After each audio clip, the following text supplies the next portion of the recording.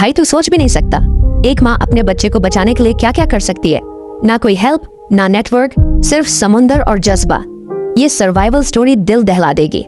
तो कहानी की शुरुआत में हम एक औरत को देखते हैं जो अपने बच्चे के डायपर समंदर की तरफ फेंक दिया। उसे क्या पता था कि उस डायपर में मौजूद बच्चे का पॉटी इतनी सारी मछलियों को अट्रैक्ट कर लेगा। ये सीन देखकर उसके दिमाग में एक आइडिया आया, शायद यहीं से जिंदगी की नई उम्मीद निकल सकती है। वो कंटेनर के ऊपर झुककर मछलियों को पकड़ने की कोशिश करने लगी, लेकिन दूरी इतनी थी कि हाथ से कुछ नहीं हो सका। फिर उसने एक आयरन रॉड उठाई, उस पर स्क्रू लगाया और उसे एक रस्सी से बांध दिया। एक जुगाड़ वाला फिशिंग टूल रेडी हो गया। ये उसका समंदर में फंसे हुए 15वां दिन था। अगर वो मछली पकड़ पाती तो कम से कम खाने का इंतजाम हो सकता था, लेकिन हर बार जब वो टूल को पानी में फेंकती, मछलियां पहले ही बच निकलती। 100 से ज्यादा बार कोशिश करने के बाद भी एक भी मछली नहीं पकड़ी गई। उसका बच्चा भूख से रोए जा रहा था और उसे पता था कि अगर जल्दी कुछ नहीं हुआ तो उसका बच्चा जान से हाथ धो बैठेगा। तभी आसमान में एक प्लेन उड़ता हुआ दिखा। इतने दिनों में पहली बार किसी तरह की उम्मीद नजर आई थी। वो भागकर कंटेनर के अंदर गई, एक पुराना टीवी तोड़ा और उसका ग्लास निकालकर सोचा कि उसकी रोशनी से शायद प्लेन को सिग्नल मिल जाए। लेकिन जैसे ही वो ऊपर चढ़ने लगी, कंटेनर के मेटल किनारे से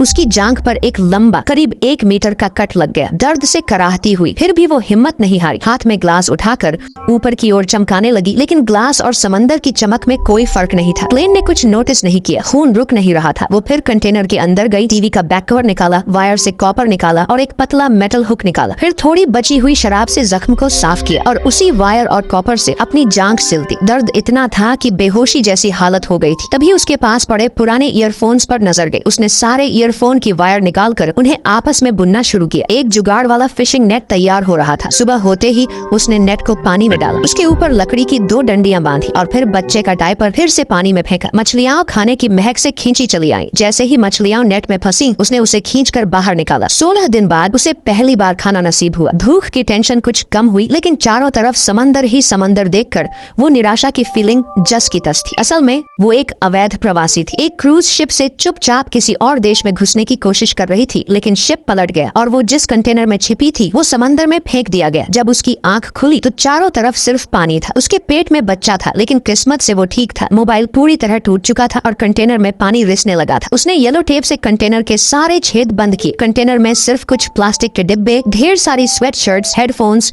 और व्हाइट रम की बॉटल्स थी। कोई भी चीज सीधे मददगार नहीं लग रही थी। तभी पास वाले कंटेनर से किसी के चिल्लाने की आवाज आई। उसने बाहर देखा, वो उसका हस्बैंड था। उसने चीख कर मदद मांगी, लेकिन कुछ ही सेकंड में वो कंटेनर समंदर में डूब गया। उसने अपनी आंखों के सामने अपने पति को खो दिया। गम से टूट चुकी वो औरत खुद भी मरने का सोचने लगी, लेकिन पेट में पलते बच्चे की हरकतों ने उसे रोक लिया। उसने ठान लिया कि अब चाहे जो हो उसे जीना होगा। एक रात अचानक वो लेबर पेन में आ गई। सिर्फ कुछ मिनटों में उसने बच्चे को जन्म दे दिया। सारी तकलीफों के बीच एक नन्हा जीवन इस दुनिया में आया। बच्चे को दूध चाहिए था और उसे खाने की जरूरत। कंटेनर में अब पानी बहुत ज्यादा हो चुका था। उसने प्लास्टिक पाइप का यूज करके बाहर पानी निकालना शुरू किया और येलो टेप से कंटेनर की दीवारों पर मैक्सिमम वाटर लेवल मार्क कर दिया। बचने के लिए उसने अपने सारे पॉसिबल रिसोर्सेस इकट्ठा किए। बर्फीले पानी में बच्चे को बचाने के लिए व्हाइट रम को थर्मस में डालकर लाइटर से गर्म किया और थोड़ा गर्माहट अंदर दी। फिर एक दिन बारिश हुई। उसने सारे कंटेनर बॉक्स बाहर रख दिए और पीने के लिए पानी कलेक्ट किया। उसे आइडिया आया कि एक लंबी बेल्ट से कंटेनर की छत काटी जा सकती है। धीरे धीरे उसने मेटल में से एक छेद बनाया और 14 दिन बाद पहली बार बाहर का आसमान देखा। धीरे धीरे वो फिशिंग नेट से मछलियां पकड़ती रही, लेकिन रिश्ता पानी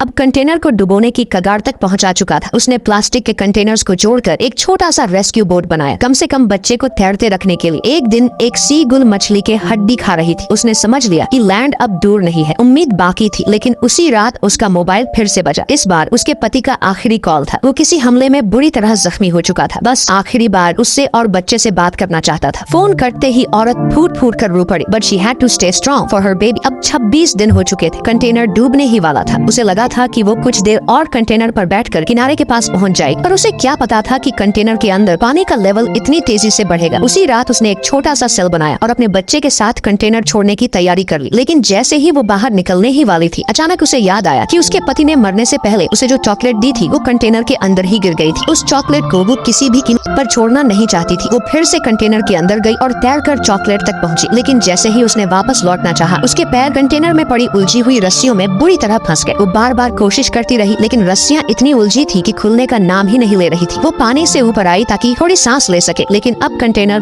लगभग पूरा पानी से भर चुका था। अगर उसने जल्दी कुछ नहीं किया तो वहीं उसका एंड हो जाता। कंटेनर के बाहर बच्चे वाला लाइफ बोट धीरे धीरे बहता जा रहा था और फिर कंटेनर पूरी तरह समंदर में डूब गया। किस्मत से उसे एक छोटा चाकू मिल गया और उसने जैसे तैसे रस्सियां काट दी। मरने से ठीक पहले के एक पल में वो कंटेनर से बाहर निकल आई। वो जोर जोर से बच्चे को पुकारने लगी, लेकिन तभी समंदर के नीचे से एक बड़ा सा साया उभरा। वो कोई और नहीं, एक विशाल व्हेल थी जो उसके पास से गुजर रही थी। शायद व्हेल उसकी ममता को समझ गई थी, इसलिए जैसे ही वो बच्चे के पास पहुंची, उसने पानी का एक जोरदार फव्वारा मारा जो सीधे बच्चे पर गिरा। पानी की छींटों से बच्चा रोने लगा। उसकी आवाज सुनते ही वो तुरंत उस दिशा में तैरने लगी और बच्चे तक पहुंच गई। दूर जाती व्हेल को उसने दिल से शुक्रिया कहा, पर अब तक वो काफी देर तक पानी में रह चुकी थी, जिससे उसकी बॉडी सुन्न पड़ने लगी थी और होश भी धीरे धीरे जाने लगा था। फिर भी वो अपनी आखिरी कोशिश में खाने के डिब्बे में बचे मछली के कांटे समंदर में फेंकने लगी, ताकि उसकी गंध से शायद कुछ सीगल्स, समुद्री पक्षी आ जाएं। उधर एक फिशिंग बोट समंदर में चल रही थी और उन्होंने देखा कि कुछ सीगल्स एक ही जगह गोल गोल घूम रहे हैं। जब वो बोट उस तरफ ले गए तो उन्होंने देखा कि समंदर में एक छोटा सा लाइफ बोट तैर रहा था, जिसमें एक नवजात बच्चा पड़ा हुआ था। वो हैरान रह गए कि इतना छोटा बच्चा अकेले समंदर में जिंदा कैसे रह गया। तभी उनकी नजर एक रस्सी पर पड़ी जो लाइफ बोट से जुड़ी थी। जैसे ही उन्होंने